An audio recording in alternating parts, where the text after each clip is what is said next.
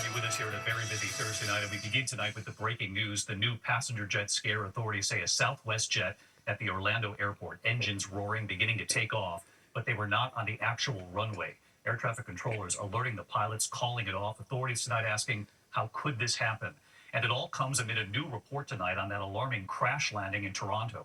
Investigators now revealing tonight the passenger jet was coming in too fast. They say the pilots were warned just beforehand, an alarm signaling a dangerous descent. The right main landing gear fracturing, the plane flipping upside down, passengers strapped in seatbelts dangling upside down. And then you'll remember escaping out an emergency exit. Tonight, what that new report reveals. But we begin here with this new and alarming incident. A jet beginning to take off in Orlando, the pilots not realizing they were not on the runway. ABC's Gio Benitez covers aviation, and he leads us off. Tonight, the FAA investigating after a Southwest flight aborted takeoff, the crew mistaking a taxiway for a runway at Orlando International Airport. 3278 stop with 3278 stop. Cancel takeoff clearance. You're on hotel taxiway, Southwest 3278. Southwest 3278, yes sir, we stop. Officials saying an air traffic controller canceled the takeoff clearance after the aircraft began its takeoff roll on a taxiway, which runs parallel to the runway. There were no other planes involved, Southwest saying it accommodated customers on another aircraft to Albany. And it comes as investigators are giving a first look at what they say happened during that dramatic crash landing in Toronto. The Delta plane seen flipping upside down, smoke billowing from the fuselage. Examiners poring over the images. Now, just a month later, the Transportation Safety Board of Canada saying the plane was going very fast, triggering a so-called sink rate alert, warning the pilots of a dangerous descent.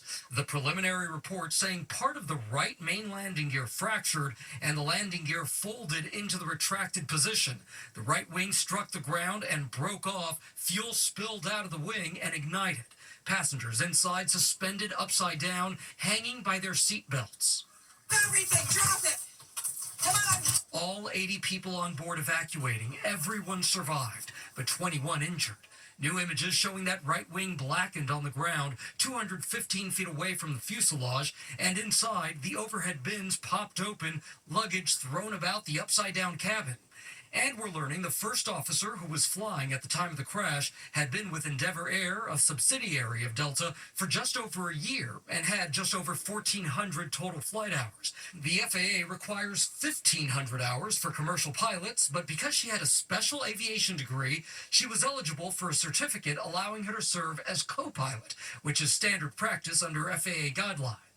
The pilot flying was fully qualified, but very inexperienced. So the weather was challenging. We knew that there were wind gusts of up to 40 miles an hour, but this frankly should have been handled. There were plenty of other aircraft that were landing just fine that day.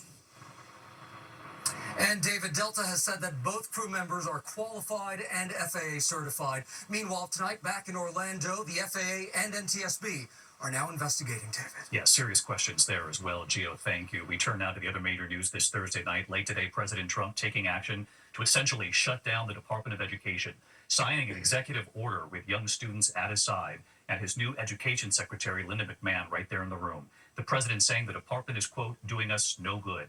So what does this mean for millions of public school children, for financial aid and the programs helping low-income families? Here's our senior political correspondent, Rachel Scott, tonight.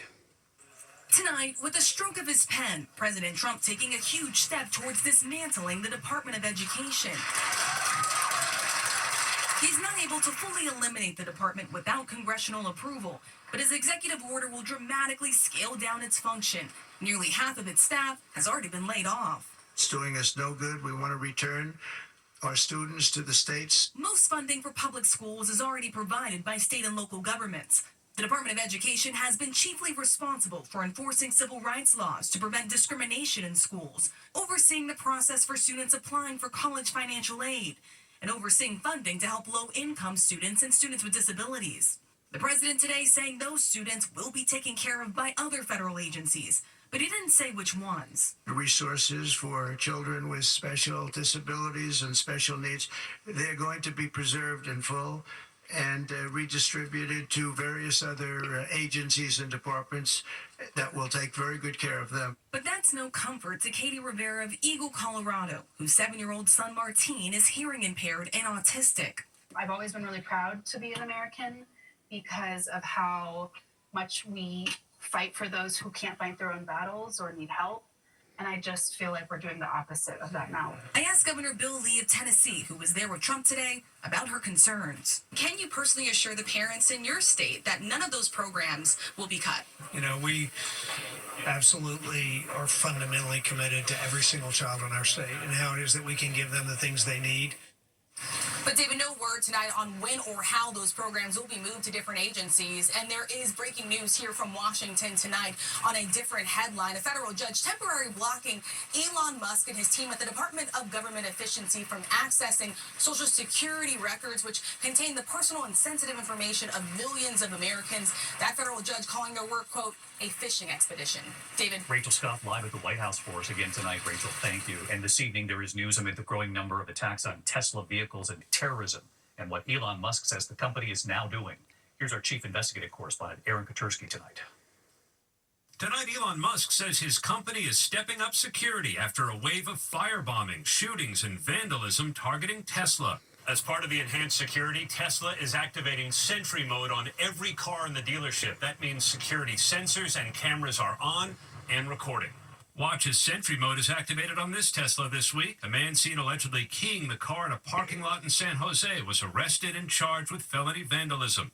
Today, Attorney General Pam Bondi said those charged with destroying Tesla property are part of a wave of domestic terrorism. Prosecutors said a suspect arrested for throwing Molotov cocktails at a dealership in Salem, Oregon, was also armed with a high-powered rifle. Prosecutors said another suspect who allegedly tried to set fire to Teslas in Loveland, Colorado, was found with materials to produce firebombs. And Daniel Clark Pounder, accused of torching a Tesla charging station in South Carolina and spray painting profane messages, allegedly found with a 3-page letter voicing objections to President Trump and Elon Musk's federal layoffs, writing, "We will not stand idly by." The Attorney General insisted today, David, these cases are going to be treated like terrorism. So far, the most serious charge is arson. David? Aaron Katursky on this again tonight. Aaron, thank you. Now to the intimate photos that authorities say were hacked. The former NFL and college football coach accused of getting into computers at more than 100 colleges and universities to gain access to the intimate photos of thousands of students, allegedly targeting female athletes. Here's ABC's Trevor Ault. Tonight, a former University of Michigan assistant football coach facing federal charges after allegedly targeting female student athletes' computer accounts to obtain their intimate photos without their consent that investigators say he downloaded and took notes commenting on their bodies and sexual preferences. According to the 24-count indictment, Matt Weiss was able to hack into the databases of more than 100 colleges and universities and crack the encryption protecting the passwords, assisted by research that he did on the internet. He allegedly gained access to the personal information of more than 150,000 students, and using that, gained access into social media, email, and cloud storage accounts. Weiss primarily targeted female college athletes, prosecutors say. He researched and targeted these women based on their school affiliation, athletic history, and physical characteristics. His goal was to obtain private photographs and videos never intended to be shared beyond intimate partners. Weiss also previously worked for the Baltimore Ravens. He was fired from Michigan in 2023 after failing to cooperate with the school's investigation. His Ann Arbor home was searched by police that year, and at the time, Weiss said he was looking forward to the matter being resolved. Hey, and David, if Weiss is convicted on these charges, he could potentially face decades in prison. We reached out to his attorney for comments. We did not hear back. David? Trevor Ault reporting on this tonight. Trevor, thank you. We turn now to the chilling news of President Trump and his deportation efforts. Tonight, a federal judge lashing out at the Justice Department, accusing it of evading his order to provide information on deportation flights, sending hundreds of Venezuelan migrants to El Salvador. An attorney says among those deported, a professional soccer player. Here's Mary Bruce. Tonight, a federal judge says the Trump administration has evaded its obligations to prove they did not defy his order by sending 2 planes of Venezuelan migrants to El Salvador. Judge James Boasberg had ordered the planes to turn around, saying he needed more information about why the more than 200 men were being deported with little to no due process. But the flights did not stop. Judge Boasberg gave the administration a deadline of noon today to hand over specifics about the flights, but tonight he says what they provided is woefully insufficient. The administration claims the men are all violent gang members, though they acknowledge many of them don't have criminal records. Officials have repeatedly refused to provide any information about their identities. We are not going to reveal operational details about a counterterrorism operation.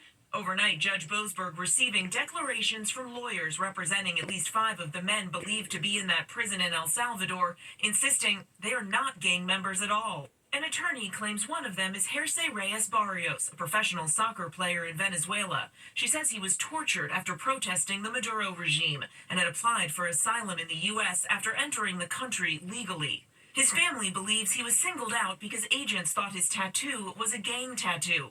His lawyer says it's actually a tribute to his favorite soccer team, Real Madrid. And tonight we talked with his aunt. Her message: give these young men who are detained a chance to prove their innocence. David. Mary Bruce inside the briefing room there tonight. Mary, thank you. Tonight we're tracking these storms moving right into the Northeast. Let's get right to Chief Meteorologist Lee Goldberg from WABC here in New York. Hi, Lee. Hey, David. Heavy rain closing in on the Northeast as we speak. We've had some thunderstorms near D.C. It's closing in on Philly. It'll be in New York, a soaking from about 9 to midnight, and just in time for the morning commute in places like Boston. A parting shot of some snow in northern New England before the storm leaves tomorrow. Big winds behind the system. It's gusty in the south and east this evening, but in the Midwest and Northeast tomorrow, gusts to 50 miles an hour. That means fire conditions from the plains to Florida. David? Lee Goldberg back with us tonight, Lee. Thank you. Overseas tonight, an American has been released after more than 2 years in Taliban captivity in Afghanistan. George Glesman, a Delta Airlines mechanic and an avid world explorer, traveled to Afghanistan in December of 2022, despite the State Department warnings at the time. On his first day in Kabul, the Taliban grabbed him off the streets. Glesman coming home along with White House hostage envoy Adam Bowler, the first high-level U.S. group to go to Afghanistan since it fell to the Taliban. When we come back here tonight, the very close call for children getting onto a school bus, what authorities are saying tonight about the startling images here in a moment.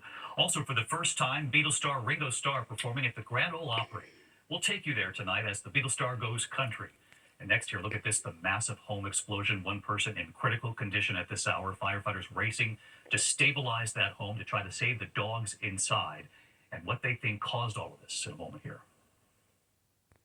Tonight, a powerful explosion leveling a home in Los Angeles. One person who was inside now in critical condition. The blast ripping through the house, tearing off most of the roof. Firefighters stabilizing what's left of the house to rescue at least 3 dogs trapped inside. They have saved the dogs tonight. Authorities suspect fireworks as a possibility. Tonight, NTSB investigators studying the collapse of Baltimore's Key Bridge, and they're urging safety reviews at dozens of other American bridges. Among them, the Golden Gate Bridge, the Chesapeake Bay Bridge, and the Brooklyn Bridge. 6 people died when the Key Bridge collapsed after being struck by a cargo ship. The NTSB says if there had been a vulnerability assessment, operators would have known the risk. When we come back tonight, the scare at the school bus stop, the car passing the bus, missing the children by just inches, you'll see it. And we'll take you to the Grand Ole Opry tonight. Ringo Starr goes country. To the next, the alarming close call for children getting on the bus in St. Joseph County, Indiana. Another driver missing them by just inches. You can see the car passing the stop bus on the right side, on the shoulder, a horn blaring. Home surveillance showing 2 children on the side of the road, the car racing right between the children and the bus. Police looking for that driver tonight. When we come back here for the first time, Ringo Starr at the Grand Ole Opry. Finally tonight here, the Beatles star Ringo Starr goes country. Nightline's Byron Pitts at the Grand Ole Opry.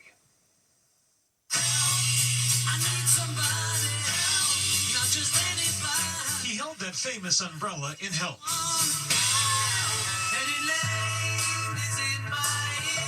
Rode a horse in those red dress coats in Penny Lane. And got the crowd swaying as he always did in Hey Jude.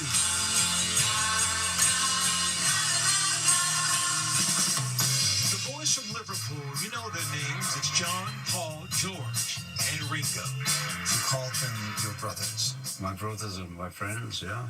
I'm an only child. I ended up with 3 brothers. I loved it. Why was it so magical, you think? It just worked. And that band came together, and it really worked, and we worked. Now 84 years old, a resurgence of sorts with a deeply held passion, American country music.